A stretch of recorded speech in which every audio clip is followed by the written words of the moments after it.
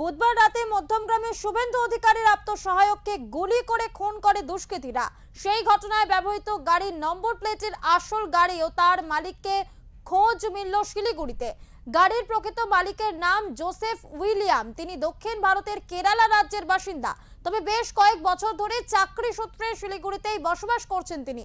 জানা গিয়েছে বেশ কিছুদিন আগে তিনি আর্থিক সংকটের কারণে তার গাড়িটি বিক্রির জন্য সোশ্যাল মিডিয়াতে বিজ্ঞাপন দিয়েছিলেন। জোসেফ উইলিয়ামের অনুমান সেখান থেকেই তার নম্বরটি নিয়ে নকল নাম্বার প্লেট তৈরি করে এই ঘটনায় ব্যবহার করা হয়েছে। তবে গতকাল রাতেই পুলিশ বিষয়টি জানতে পেরে জোসেফ উইলিয়ামকে জিজ্ঞাসাবাদ শুরু করে।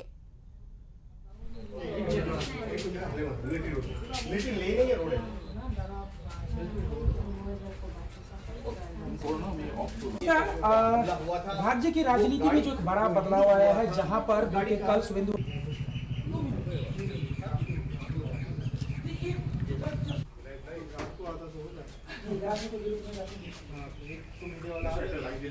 रात को अराउंड 11-12 बजे से पहले हो सकता है, 12 बजे से पहले तब उनको फ़ोन आया कि कलकत्ता से फ़ोन आया कि आपका गाड़ी कहाँ है, आप कहाँ हैं। तो हम बोला हम तो सिलीगुड़ी में हैं।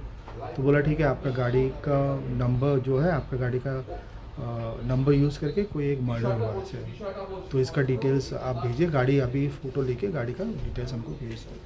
फिर हम भेजा। उसके बाद में सिलीगुड़ी थाना से कमिश्नर ऑफिस से फ़ोन आया। उसके बाद हम लोग यहाँ आया, हमको मिला, हमको थाना में लेके गया, गाड़ी को भी लेके गया और सारा जो भी उनको इंक्वायरी करना था किया। गाड़ी को चेक किया, चेसिस नंबर वगैरह, रजिस्ट्रेशन नंबर वगैरह मिलाया। उसके बाद में इंक्वायरी करके फिर छोड़ दिया। आपकी गाड़ी का नंबर ही क्यों यूज किया गया, ऐसा सवाल उठ रहा है। क्यों, मतलब ये बताना मुश्किल है।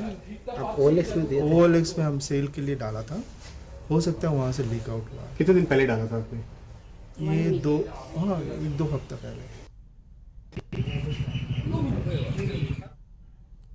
এই বিষয়ে আমরা কথা বলবো আমাদের প্রতিনিধি অরূপ পোদ্দারের সাথে। অরূপ, তোমার কাছ থেকে জানতে চাইবো, গতকাল রাতে যে ঘটনা, শুভেন্দু অধিকারীর আত্মসহায়ক চন্দ্রনাথ রথের মৃত্যুতে ইতিমধ্যে তোলপাড় রাজ্য রাজনীতি।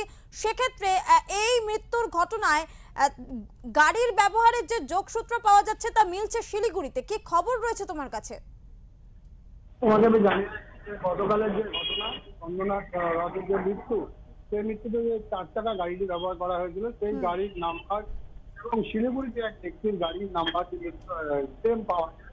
শিলিগুড়ি পুলিশ কমিশনারেটে খবর আছে এবং শিলিগুড়ি পুলিশ কমিশনারের পক্ষ থেকে তার সাথে যোগাযোগ করা হয় এবং তাকে ডেকে পাঠানো হয়।